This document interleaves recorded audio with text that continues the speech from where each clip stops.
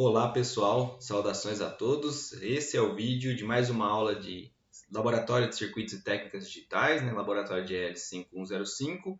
E neste vídeo eu vou falar para vocês sobre simulação com test benches, ou seja, o nosso foco vai ser em simulação com test benches. Então vamos lá, quais são os objetivos da aula de hoje? Primeiro, obter uma visão geral acerca de test benches, do uso de test benches para fazer verificação e simulação em VHDL, e essa visão geral vai ser feita com foco em conceitos básicos e introdutórios. Então, o objetivo aqui não é fazer uma revisão aprofundada sobre isso, até porque seria necessário muito mais tempo do que só uma aula de laboratório, tá? Mas para dar uns conceitos introdutórios e a partir desses conceitos, vocês possam evoluir com test bench e simulação em VHDL, tá? Vamos fazer também alguns estudos de caso, como sempre visando fixar os conceitos estudados.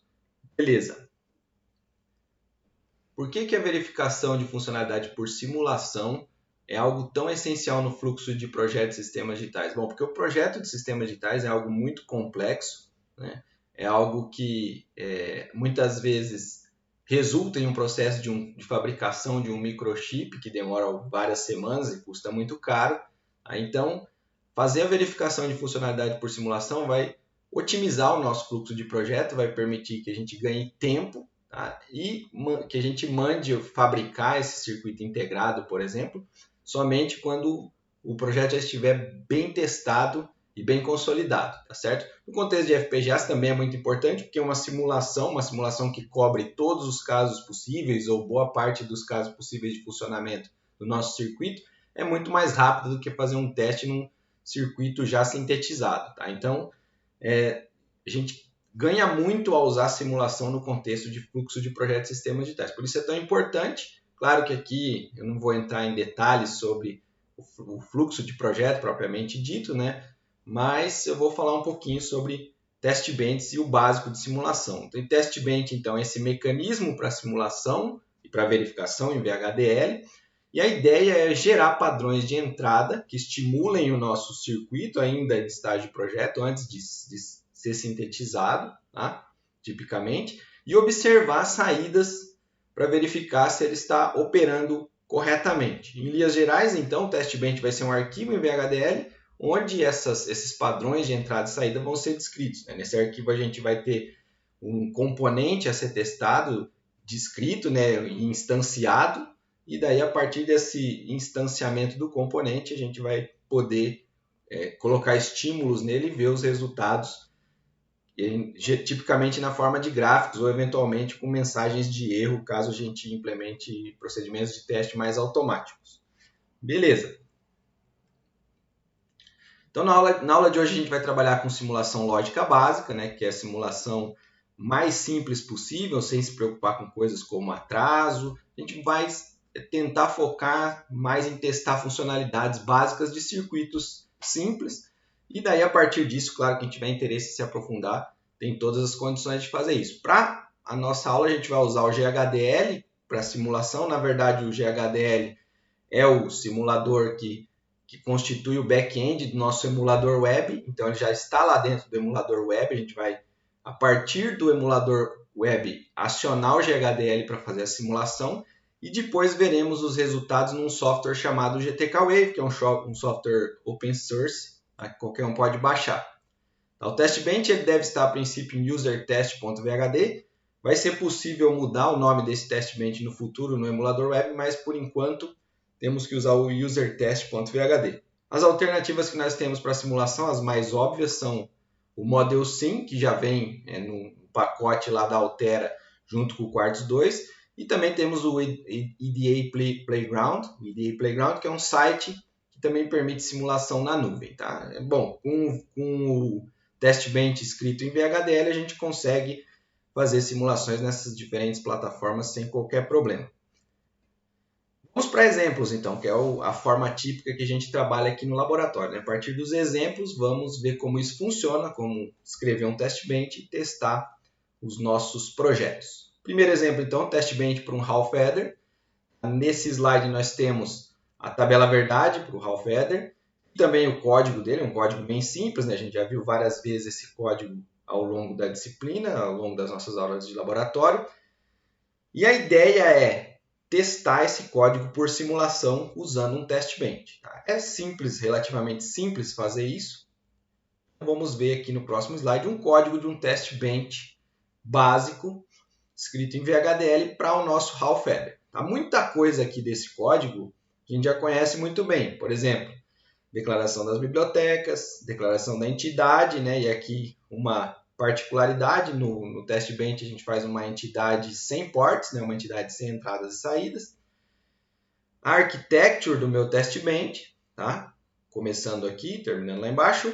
Dentro da architecture tem a declaração de 4 signals, né? Que são os signals que eu vou usar para as entradas A e B do meu Hall Feather e para as saídas sum e cout do meu Hall Feather, né? Se a gente olhar aqui na descrição da entidade do Hall Feather, nós temos 2 entradas A e B, além das 2 saídas, sum e cout. Eu vou usar esses 4 signals, então, para monitorar e estimular essas entradas e saídas. Bom, a gente já usou isso em outros projetos para ligar, eventualmente, entradas e saídas em chaves e LEDs, por exemplo. Tá? Temos a declaração do component Hall Feather, que é o que a gente quer testar aqui neste exemplo. E o port map dele, ou seja, a instanciação, a criação de uma instância do Hall Feather de nome DUT, né? Porque DUT, Device Under Test, é um nome genérico, eu posso usar qualquer nome. Mas, claro, a gente costuma usar DUT ou UUT, Unit Under Test, tá? Focando aí na nomenclatura mais comum de test bench. Então, aqui, o Hall Feather, temos uma instância dele chamada DUT e o port map feito aqui. Então, a entrada A do component está ligado no signal SA, a entrada B está no signal SB e assim por diante. Tá? Todas as entradas e saídas ligadas em signals apropriados. Beleza, o que nós vamos fazer agora, o que nós vamos ter aqui no nosso código do test bench é a descrição de estímulos para essas entradas e saídas, ou seja, para esses signals que estão ligados nas entradas e nas entradas, né? São estímulos, é para as entradas. Então, nesses signals estão ligados nas entradas do nosso component. Então, temos aqui a descrição de um estímulo para SA, isso aqui é novidade para a gente. E aqui um estímulo para SB, também é novidade para a gente, que a gente tem esses afters aqui e a separação em vírgulas. Tá? Então, tem o estímulo para SA, que vai parar lá na port A do meu Hall Feather, e o estímulo para SB, que vai parar lá na port B do meu Hall Feather. Beleza? Como é que eu entendo isso aqui, né? Esse código aqui, por exemplo, para o estímulo que vai para o signal SA e depois vai parar na port A do meu device under test, né? No meu dispositivo sob teste. Bom, eu tenho um código que é bem simples de ler. Eu tenho então SA recebendo 0, primeiramente. Aí 1 depois de 20 nanosegundos, tá? E 0 depois de 40 nanosegundos. O que vai acontecer então em função dessa atribuição que eu tenho para SA aqui? Inicialmente, SA vai receber o nível lógico baixo, depois de 20 nanosegundos ele vai para nível lógico alto, vai para 1, e depois de 40 nanosegundos vai para nível lógico baixo de novo, vai para 0. É bem simples entender então como esse signal SA vai se comportar ao longo do tempo, olhando para essa linha de código. Notem que os tempos aqui estão sendo dados em nanosegundos. A gente está fazendo uma simulação lógica, sem se preocupar com atrasos, né? E a gente não precisa se preocupar, então, com medidas mais reais de atrasos no meu circuito. Tá? Se bem que 20, 40 nanosegundos para muitos circuitos é um atraso bem grande já. Mas, enfim, vamos trabalhar sempre com essas escalas de tempo bem baixas em nanosegundos, porque isso vai fazer a nossa simulação ser mais curta. E como a gente está fazendo simulação lógica, sem se preocupar com atrasos, por exemplo, a gente não vai ter nenhum prejuízo, né? Então, por isso que as escalas de tempo vão ser lá nos nanosegundos dessa simulação, tipicamente. Tá? Inclusive, no emulador, o limite é 1000 nanosegundos ou 2000 nanosegundos para fazer simulações. Beleza, para SB nós temos uma coisa parecida com SA, 0 inicialmente, 1 depois de 10 nanosegundos, 0 depois de 20 nanosegundos e 1 depois de 30 nanosegundos. Tá? Depois vocês vão ver nos resultados o que isso vai significar, mas a ideia aqui é gerar todas as combinações possíveis de valores das entradas, 00, 11, ou melhor, 00, 01, 10 e 11, e conseguir assim testar completamente o meu half adder para sua funcionalidade. Beleza, daqui a pouco vai aparecer os gráficos, aí a gente discute um pouco mais isso. Então, 2 pontos a se destacar nesse primeiro test bench básico. Entidade é sem ports aqui no test bench, eu não preciso declarar nenhuma port para entity, tá? Claro que eu vou trabalhar com as ports do meu component, né? Ligar signals ali para conseguir monitorar entradas e saídas. E os estímulos, tá, são descritos aqui nessa forma. Então, estímulos para o device under test, né, para o dispositivo sob teste. Uma observação é que aqui a gente usa o after, né, para fazer essa estimulação, e o after não é sintetizável tipicamente dentro de um projeto, né, em VHDL, ou seja, esse after não vira circuito, ou seja, a gente não pode usar ele para projeto, mas para simulação, ou seja, dentro de um contexto de um test bench, não tem problema nenhum usar o after, tá certo? Pequeno cuidado que a gente tem que tomar para não usar after em projetos. Resultado, então, dessa simulação, nós temos aqui, ó, SASB em gráficos ao longo do tempo, né, também em gráficos para SSUM e SCOut, que são signals que eu criei.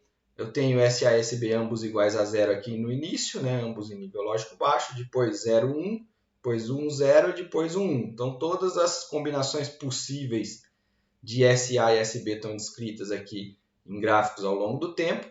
E aqui SSUM e SCOut, né, que estão ligados nas saídas do meu half adder.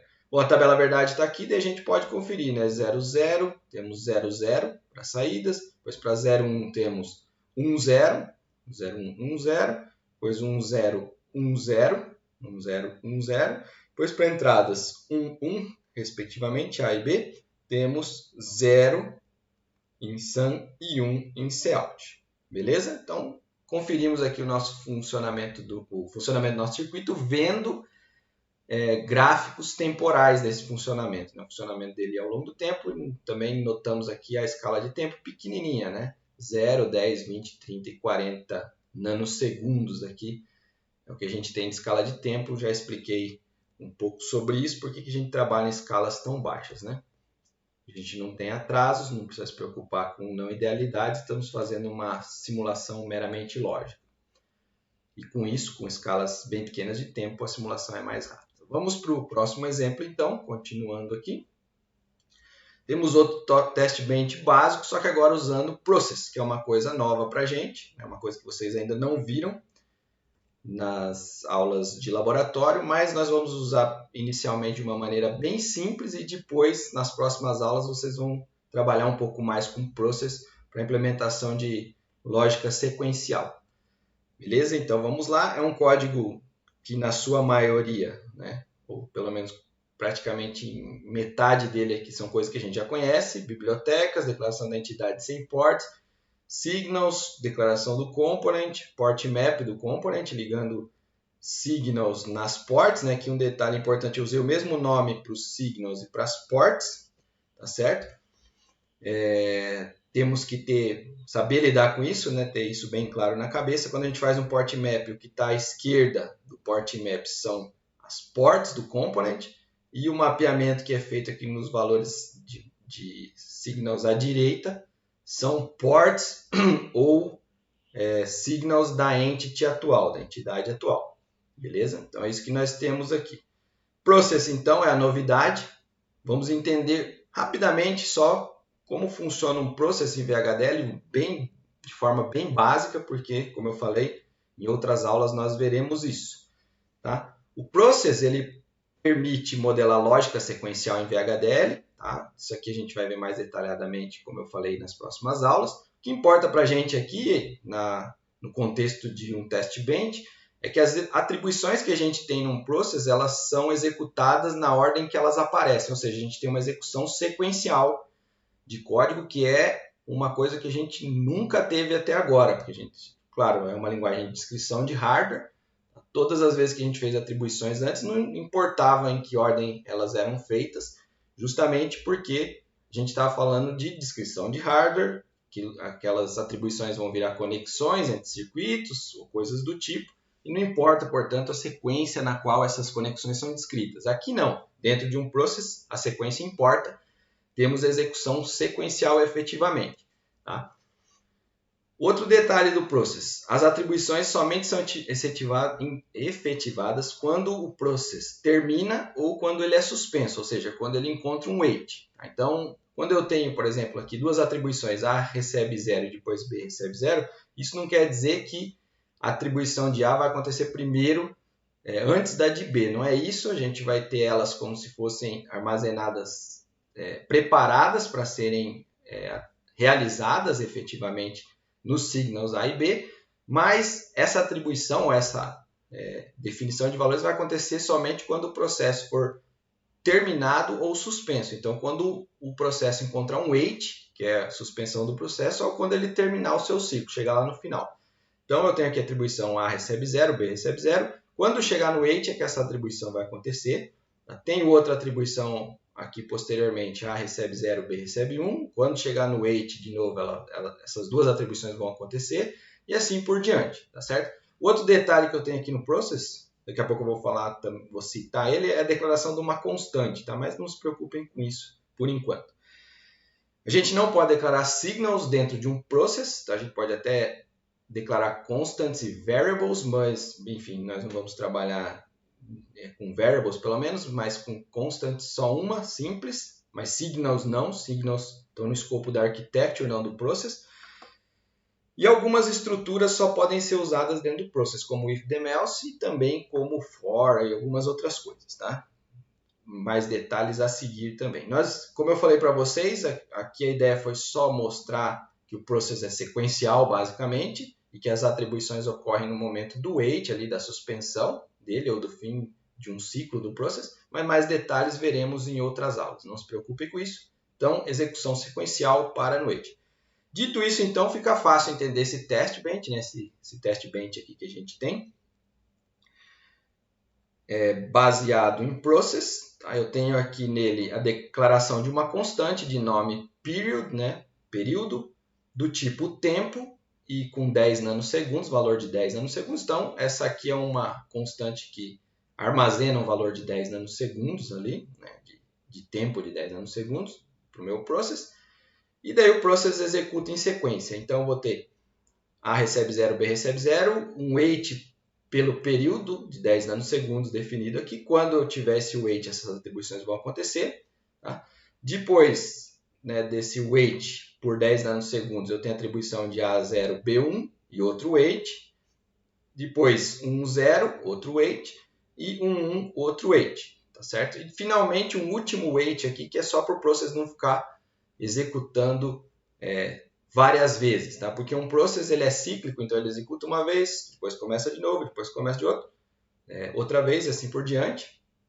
Fica sendo executado continuamente. Se eu tenho um wait aqui, ele para e daí não tem um período definido, vai parar indefinidamente. Beleza, então está aqui a descrição da estimulação ao longo do tempo do meu circuito dentro de um process. Maravilha. Então, o que a gente tem aqui alguns comentários em destaque. De novo, a entity sem ports, né? Só ressaltando isso em relação ao test bench.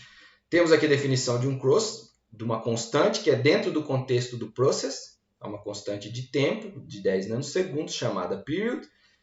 E temos o wait, que é assim como o wait for, né? Que é assim como o que a gente já usou antes, o after. Não é sintetizável, em geral não é sintetizável, e não é usado, portanto, em projeto, mas sim em test bench. Então, é uma diretiva aqui do VHDL que permite a gente esperar por algum tempo, mas apenas no contexto de simulação, não no contexto de projeto mesmo. Não, a gente não pode projetar um circuito que espera nessa forma. Tem outras formas de fazer circuitos que esperam naturalmente, mas não com wait for dentro de um process assim, tá certo? Beleza. Resultado, então, dessa simulação, se eu rodar lá no meu emulador e visualizar no GTK Wave, eu vou ter essa coisinha aqui, né? Ao longo do tempo. Eu tenho aqui, ó, se a gente olhar para o código, atribuições de A0, B0 e daí a espera por 10 nanosegundos. Então, A0, B0 e a espera por 10 nanosegundos. Beleza. 00 para 00 eu tenho na saída 00, já posso conferir aqui, 00. Depois desses 10 nanosegundos eu tenho A recebe 0, B recebe 1, espera 10 nanosegundos. A recebe 0, B recebe 1, espera 10 nanosegundos com esses valores. Enquanto eu tenho esses valores eu posso olhar as saídas que deram 1, 0. 1, 0, exatamente o que eu tenho na minha tabela, na verdade, e assim por diante. Tá certo? Então, temos aqui uma estimulação, a mesma estimulação, na verdade, do exemplo 1, mas usando um process, que dá mais liberdade para a gente consegue fazer coisas mais complexas. Tá, vamos ver mais um exemplo agora, o exemplo 3. Neste exemplo o que nós temos é um Hall Feather com defeito, tá? Então ele tem um erro de projeto aqui. Tá? Então o Sun está recebendo A XNOR de B, deveria ser A XOR B, projetinho simples do Hall Feather. E nós vamos ver o mesmo tipo de test bench, mas baseado em process, mas com acréscimo de diretivas de acerte e reporte aqui, que permitem eu testar valores, fazer comparação de valores, e caso esses valores estiverem errados em relação ao meu projeto, ou incorretos, eu posso gerar uma mensagem de erro. Tá? Então isso aqui é o mesmo test bench do exemplo 2, tá? Tudo igual, mesmo component, mesma declaração de entidade DUT aqui, só que o meu process começa aqui, né? Ele, além daquela história de atribuição e o weight, né? Após o weight aqui, eu tenho o assert report. O que esse primeiro assert report estão fazendo? Estou testando se sum é igual a 0 e cout igual a 0, se ambos são iguais a 0. Tá? Ou seja, eu coloquei os valores de entrada 0, 0, esperei por um tempo e agora eu estou testando se sum e cout são ambos iguais a 0, que é o que eu espero ter para o meu Hall Feather. Se esses valores não forem ambos iguais a 0, eu vou ter, então, a indicação dessa mensagem de erro, failed for 00, então falhou para 00, com severidade de erro. E daí continua o meu test bench, atribui 01, espera, testa se sum agora é igual a 1 e cout igual a 0, se falhar, dá a mensagem de erro e continua. Tá? Então, uma forma de automatizar o teste, claro, isso aqui é bem simples, dá para fazer coisas bem mais complexas, mas enfim, a gente já consegue, rodou a simulação, receber essas mensagens. Ó, falhou para as combinações específicas e pronto. Só de rodar a simulação a gente já detecta os erros, não precisa olhar no gráfico temporal para perceber esses erros, beleza? O que a gente teria então ao rodar a simulação são mensagens como essas aqui, né? Assertion error, failed for 00, 01, 01, porque esse projeto errado do Hall Feather, esse Hall Feather incorreto, ele falha para todas as combinações possíveis, né? Então, olhando no gráfico ao longo do tempo, nós temos 00 aqui para A e B, deveríamos ter 00 nas saídas, né? Mas na verdade temos 10. Então, failed for 00, mensagem de erro apareceu lá. Aí para a próxima combinação 01, deveríamos ter, para 01 deveríamos ter 10, temos 00, failed for 01 e assim por diante, certo? Maravilha, vamos continuar então para mais um exemplo, e agora um exemplo com algumas novidades. Agora que eu vi que a minha imagem ali está estragando alguns slides, enfim, acontece. Um exemplo com algumas novidades no próximo slide está aqui, né? Um exemplo um pouco maior, mas não tem muito segredo também esse código aqui, tá certo? Notem que eu tenho, de novo, as bibliotecas, tem uma a mais aqui declarada, vocês já vão saber por quê. Entidade sem ports, architecture, signals, temos signals SA, SB, SSUM e SOut, os mesmos que eu tinha lá nos exemplos 1, no exemplo 1, né? Exatamente. Porque também eu estou testando o Hall Feather aqui, né? Dá para ver que o componente que está sendo testado é o Hall Feather. Tá? Coloquei mais um signal novo aqui, um signal chamado CNT, que eu vou usar basicamente para contar, para fazer 00, 01, 0, quer dizer, 00, 01, 011, beleza? Que são combinações que eu vou usar para entradas do meu Hall Feather. Então, tem a declaração desse signal de 2 bits, que irá armazenar uma contagem de 2 bits. E além disso, tenho essa coisinha aqui no final, 2 pontos igual e Standard Logic Vector 00 aqui. Tá? Isso aqui é para a definição de um valor inicial para o meu CNT. Isso é uma variável que eu vou incrementar ao longo do funcionamento, ao longo da minha simulação, né? poderia ser ao longo do funcionamento do meu circuito. E para eu incrementar ela, eu preciso definir um valor inicial naturalmente, e eu começo com 0, 0. Tá? Então isso aqui é novidade para a gente. Aí tem a declaração do component, o port map, que é a criação de uma instância desse component, conectada conforme descrito aqui. Tá? Eu vou pegar então o signal SA, que está ligado na entrada A do meu Hall Header, e conectar ele ao CNT1, ou seja, ao bit mais significativo desse signal CNT, e conectar esse B em CNT0, que é o bit menos significativo do CNT, tá? Está descrito aqui, beleza? Justamente para, à medida que eu for incrementando esses valores CNT, eu ter esses valores novos chegando nas portas A e B do meu Hall Header. E um process, tá? Aqui um process, de novo, usando o process para fazer o meu test bench. Esse process contém um for lá dentro, que é outra novidade. Eu tenho, de novo, aqui no meu process, a definição daquele período de tempo de 10 nanosegundos. E dentro aqui do meu process propriamente dito, né, entre o begin e o end do process, eu tenho a declaração de um for. Tá? Isso aqui é novidade para a gente, mas também não tem muito segredo. É um for que itera em cima de um valor de k, variando ele de 1 até 8, inclusive 1 e 8. Tá? E a forma de escrever esse for em VHDL é essa aqui. Isso é diferente de for generate, tá? Que a gente já usou até em aulas anteriores. Isso aqui é outra coisa, é um for sequencial, entre aspas, dentro do process. Então eu tenho for k em 1 até 8, loop, né? Faço o loop aqui para k de 1 até 8. Como é que começa esse loop? Eu tenho um wait por um período, né? Que é o período de 10 nanosegundos. Faço um wait de 10 nanosegundos e daí incremento o CNT. Faço CNT, recebe CNT mais 1. Esse mais não é ou, é soma mesmo, tá certo? Eu estou somando a word que eu tenho aqui, né? O Standard Logic Vector inicialmente 00 com o Standard Logic 1. Tá? Essa operação está definida nessa bibliotecazinha aqui. Tá?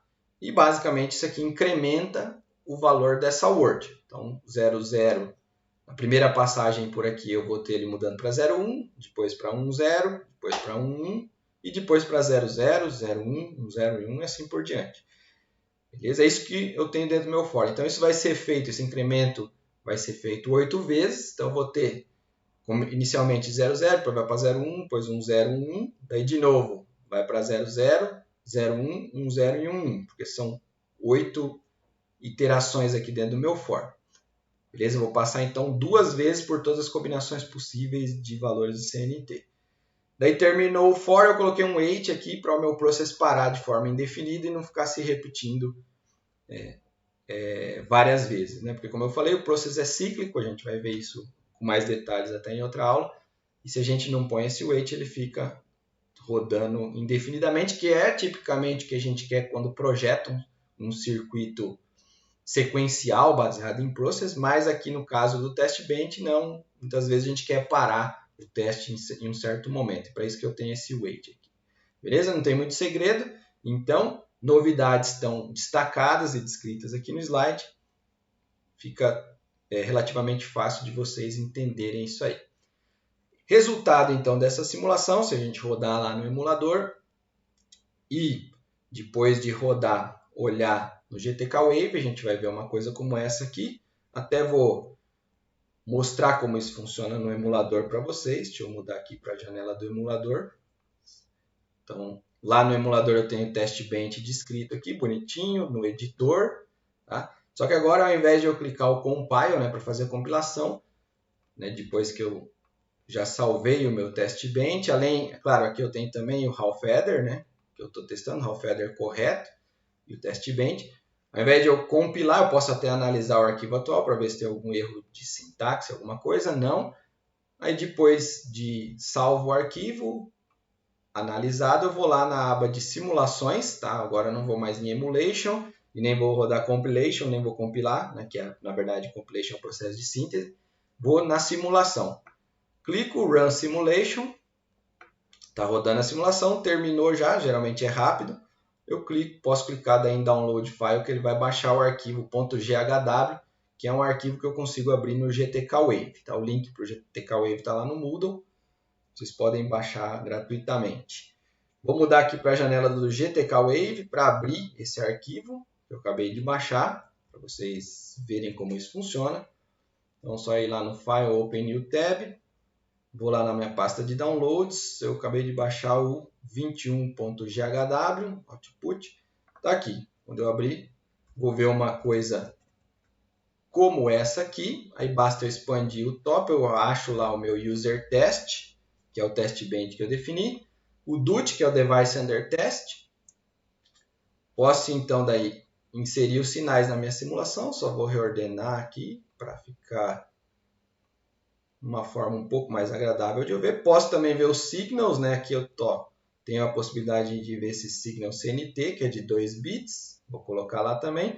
Já apareceu, na verdade, o meu resultado aqui, só que está numa escala de femtosegundos. Basta eu clicar na lupinha para ele acertar o zoom automaticamente e eu tenho aqui o resultado completo da minha simulação, né? 00, 01, 01 acontecendo no meu signal e as combinações acontecendo aqui em A e B, né? 00, deu 00, deu tudo certinho. Poderia dentro do for colocar sem problemas o assert report, enfim, dá para fazer muitas coisas a partir disso, beleza?